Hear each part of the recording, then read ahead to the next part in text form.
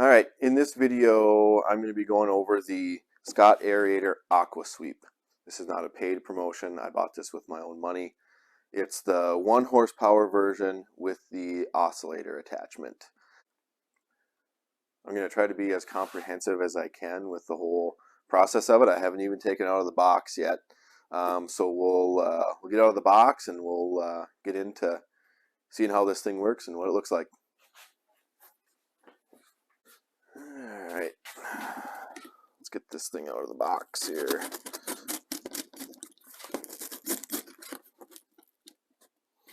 Make sure I'm not cutting anything in there. I think we're good.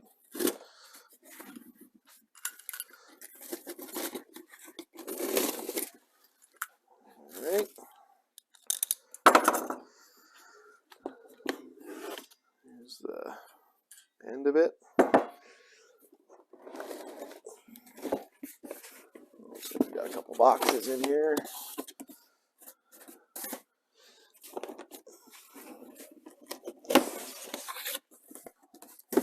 Not sure what those look like. Just empty boxes.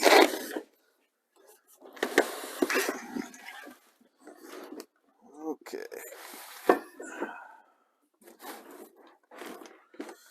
There.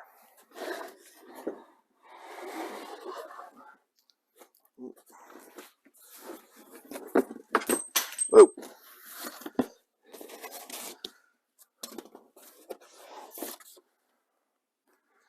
Okay. See what fell out here. Hardware. There's hardware and a bolt. Okay, so first impressions. Not bad. Looks like we've got stainless steel hardware on it. The power cord coming out. I got the 50-foot version. This looks like a pretty beefy cord. Looks like a nice plug on the end of that. That looks nice. Let's see here. This must be the bracket, the mounting bracket. Take a look at that.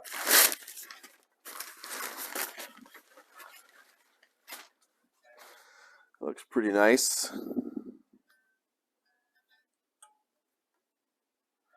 Okay.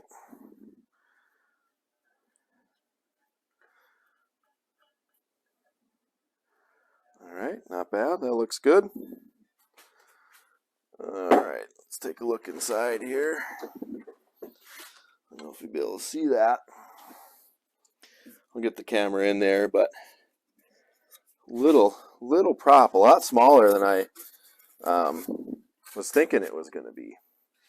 See if I can maybe get you in there. Okay. Maybe we'll get a little better lighting in there too. How about, huh?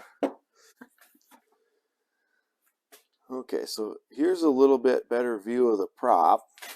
It's a small one. It's a lot smaller than I had envisioned, I guess. That's right. I'm not the engineer, so that sweet. All right. Pull the styrofoam out. Recycle that. Okay. As far as weight goes, it's not light. It's easy enough to move around a little bit, but yeah, it's definitely a solid unit. We'll see if I can get you up closer here to the motor.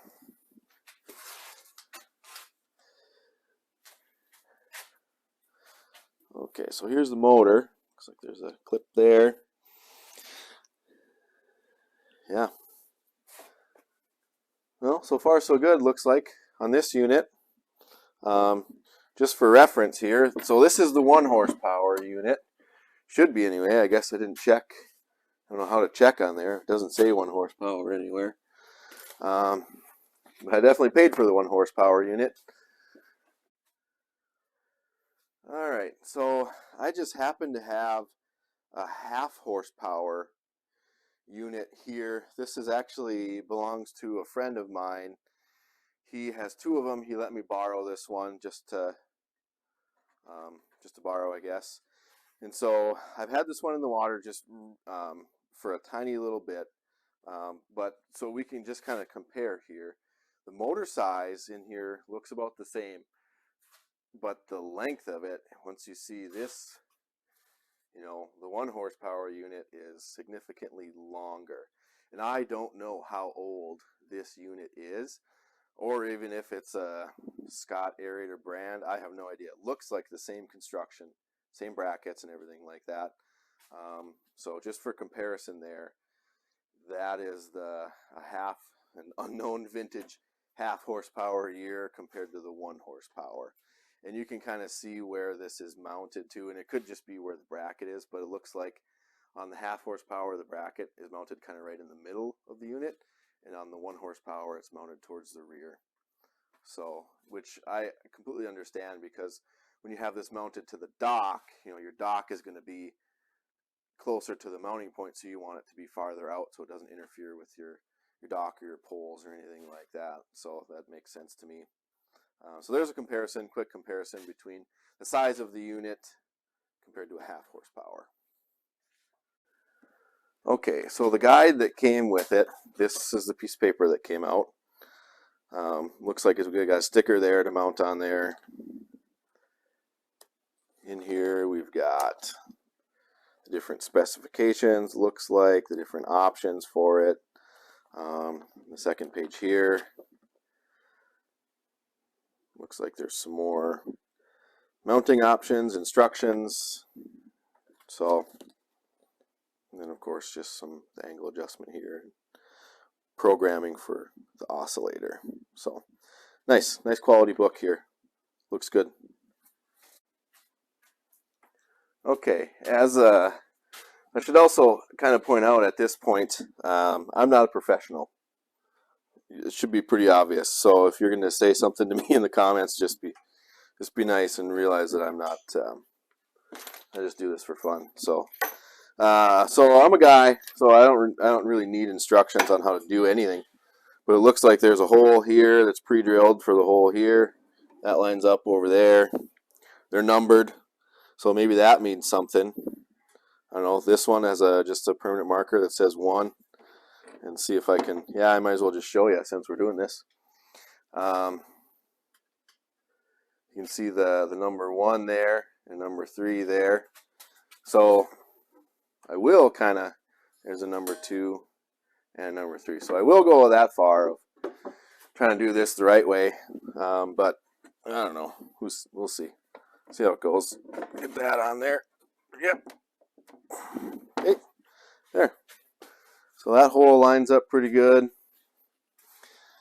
This hole lines up pretty good. Yeah, there's a 1 there, 1 there, 3 there, 3 there, and I'm just going to go ahead and assume that the bottom one says 2. And the hardware kit looks like we got some washers, 4 washers. Looks like 4 big screws. So here's the big screws. I don't know if you can see those or not. And here's looks like some self-tappers, all stainless steel. 4 washers, I'm guessing those go with those. Right size, so I'm guessing the self-tappers go right in there.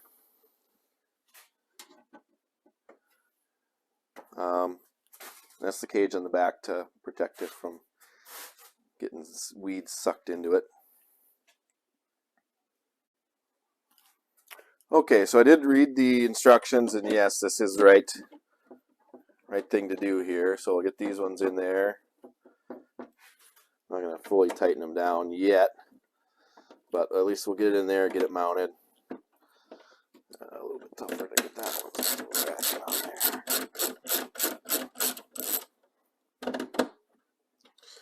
There we go. Flip it over. That bottom one, yep, that's lined up good.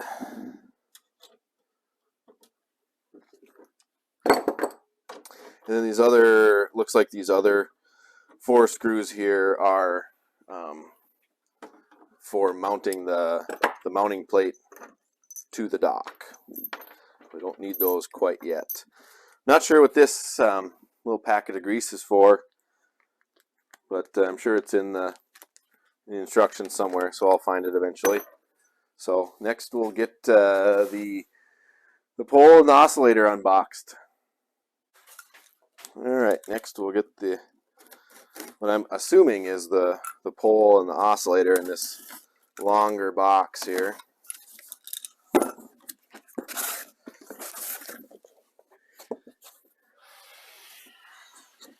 Okay, so it looks like it's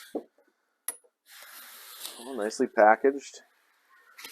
So there's the must be the head of the oscillator there. Very nicely packaged. Everything's wrapped up nice, and it looks like it's for the most part already assembled. That's kind of nice. So let's get this pulled off here. Hopefully you can see it. Oh yeah, you got a good view. Alright, so we'll get that out of the way. I want to be careful with this because I don't want to scratch my fancy new oscillator. Be very careful with that.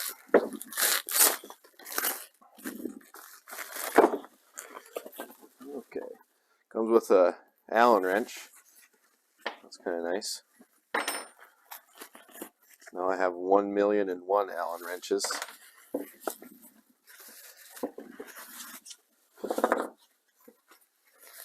Yeah, this is nice, wrapped up nice. Some more wrap here. There we go.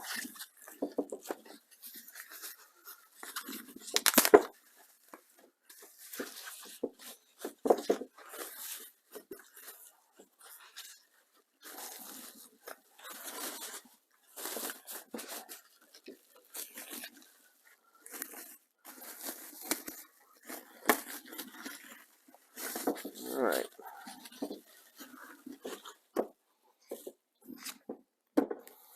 Okay, so it looks like there's a little tag here with instructions. Wow, this is nice. 360 programming instructions on input panel.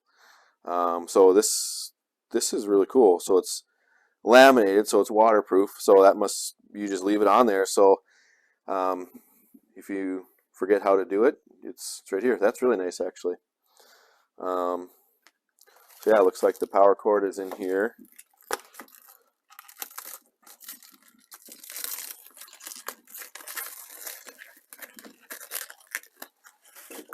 Right.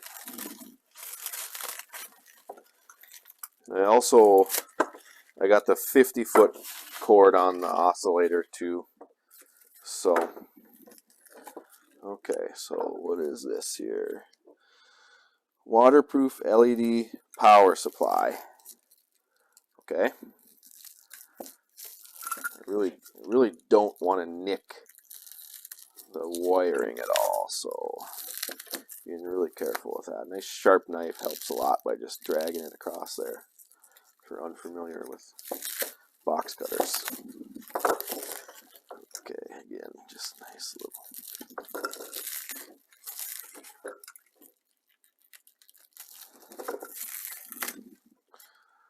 Okay. So, all right, I'm not going to undo that because that looks like a mess if I undid that. So here's the power cord. Looks like a power supply. Looks sealed. I'm guessing it would be. So looking at the oscillator here. All right, so there's the panel. Made in America for support. Call the number. Looks pretty simple. Power, setup, status. Here are this instruction card.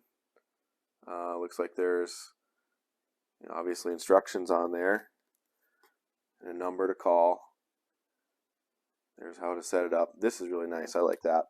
So a little backstory. My dad has a different brand of this. Let's say that different version of this. Very same setup. And he's had one issue with it. He's not quite sure what's wrong with it right now. But other than that, it was good. And the setup on that one was really nice, but it didn't come with instructions.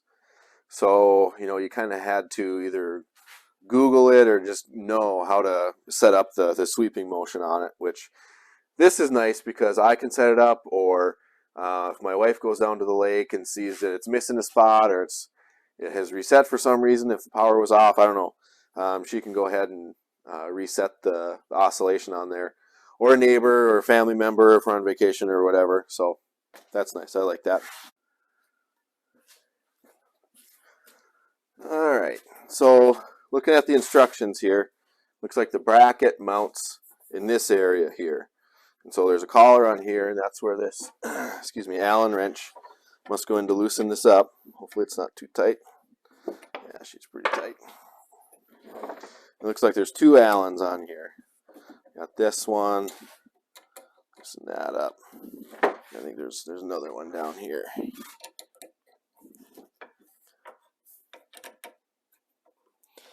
And it looks like this should slide down. And I should be able to slide this on there.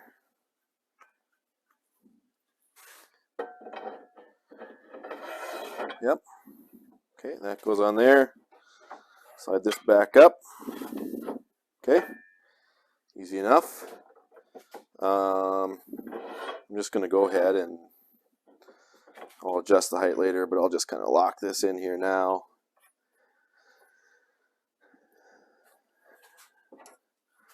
I'm just going to snug everything up. It doesn't need to be super tight as of yet. Okay. And so, actually, it looks like, well, there's a mounting bolt on the shaft of the motor, and there's a nice chamfered hole here. So it looks like I'm going to have to get everything above that chamfered hole, because that's where the motor is going to mount to. Okay. Just kind of, you're seeing this in real time. I'm not making anything up. It's the real deal. Reality. Okay. Yeah, we'll get that above that. Give it a little extra space there. Okay.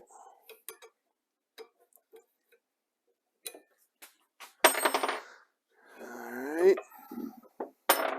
I'm not gonna, fully mount this thing to my workbench here, but I will clamp it.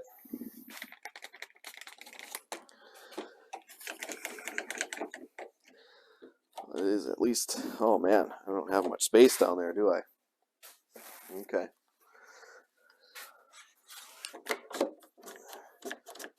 Need a bigger workbench. Okay. So that's at least how it's going to look.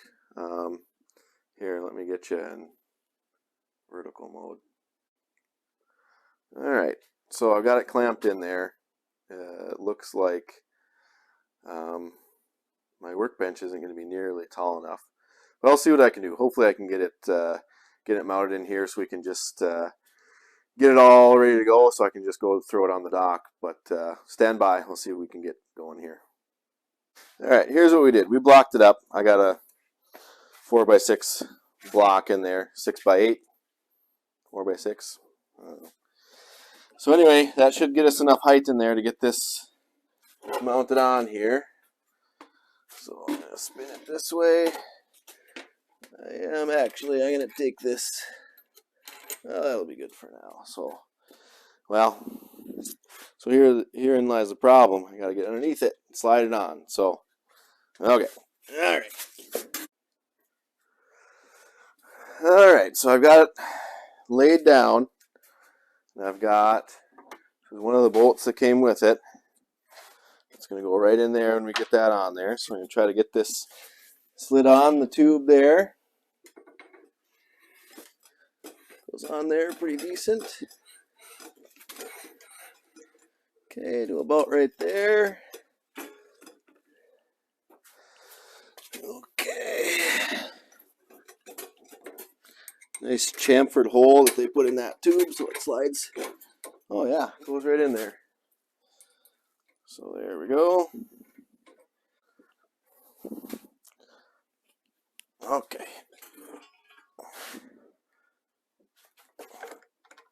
Looks like we can set that there. A little bit of space down there, that'll work. Get that lined up in the block. That's how it's going to go on the dock. Okay, so down here you can kind of see we've got this to adjust the height of the angle of the approach here. So what I'm going to do is just stick that bolt back in there somewhere. Slide that bolt in there. There. Just go in on the other side. Throw the nut on it, then we should be able to adjust this. Okay, mistake number one I made. To get the nut and the washer on this adjusting bolt here, you can't really go through here to throw that on there. I mean, you can if you got kind of skinny little arms, which I'm not the biggest guy in the world, but I definitely don't have skinny enough arms to do that. So you got to do it from this side. So that means I got to take this thing off of here and adjust that before the cage goes on. All right, so I got the nut on in here. It's kind of a tight squeeze, so you got to pinch it between your fingers and get in there, spin it on. So I live in Minnesota. The DNR does allow these without a permit if they don't disturb the bottom of your lake shore. So what I'm going to do is I'm going to keep it legal, and I'm going to keep this pointed upwards. That way, if there's any fish cops watching, they know that I'm not doing this illegally. So I'm going to set it about right here. Once I get it down on the dock, I'll adjust it, but I want it to point upwards so it doesn't disturb the lake bottom. We've got a lot of floating vegetation. That's what this is designed for. So this is how I'm going to set it for now, and we're just going to roll with it. So down there, fit foot there.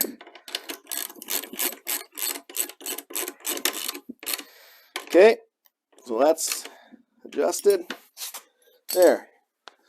So you can kind of see the angle of the dangle there. It's pointed upwards, even with the block of wood. I don't know if you can kind of see it or not, but it's kind of leaning outwards. So once we get on the dock, it should be nice and square. That's still going to point up. I can adjust that a little bit, but yeah, I want to be legal with this thing. So yeah, I'm going to leave the cage on the back off of it for now, and yeah, let's see what we got for height here. So all right, so one of the things to note here is you couldn't go any more shallow than this, I don't think. And so, this, I'm just going to measure this. We got a couple inches underneath the head of that, but we're at 42 inches.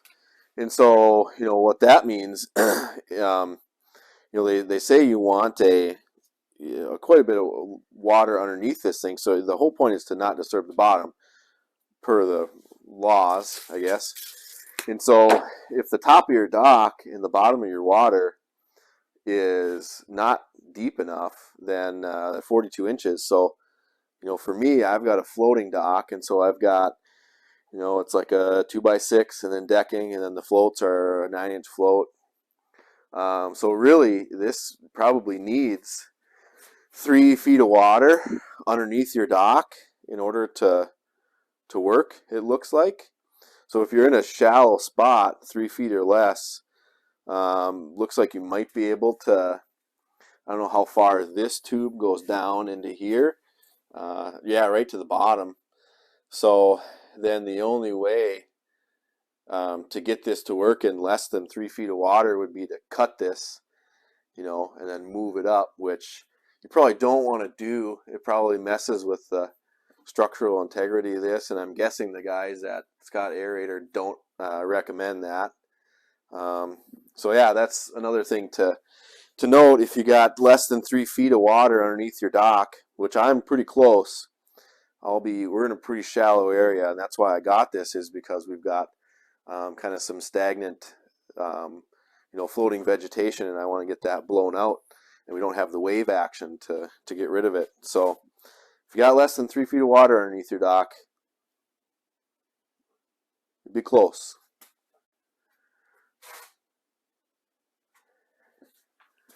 Okay, so I didn't read the instructions, like I said, so this should be fine running out of water for a minute or two.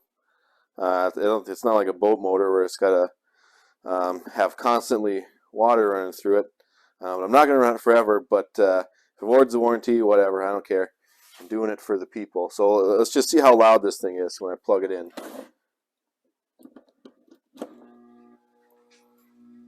Okay, so you can kind of hear it. We're obviously not in the water. If it was underwater, you obviously wouldn't be able to hear it. It's pretty quiet, but it does make some noise. But I think once we get it in the water, we'll probably won't be able to hear it that much. But it does make some noise. I mean, it's a 1 horsepower motor. For electric motors, that's got some snort. It's not a toy or anything like that, so that's to be expected. Next, we'll maybe take a look at this oscillator. Well, yeah, maybe we'll try that out once we get down to the dock. Final thoughts here, just kind of looking at it, going through the process. Overall, I am satisfied. It looks good. If you look at like the welds on here are good. On the bracket, the welds are good. Everything, all the hardware is stainless. That to me is good. Overall it looks good, looks solid. Couple of things to note that I just noticed. This tag is good. I like this with the instructions here, waterproof, just leave it. The propeller was smaller than I thought. This cord is better than I had anticipated. Looks really heavy duty cord, and the craftsmanship seems good. I come from a machining background, metalworking, and so stuff like where the bolt goes through on the inside, the fact that that hole is chamfered, to me shows that they've put a lot of effort into this being a quality product. That's a big pet peeve of mine, when you drill a hole and you just leave it and you got the stuff coming off the sides and it's sharp and whatever else. That to me is just throw the chamfer on there. Looks good, works good. Stainless hardware throughout, that's good. Yeah, overall to me looks good so far. We're the end of April in northern Minnesota. There's still about 2 feet of ice on the lake.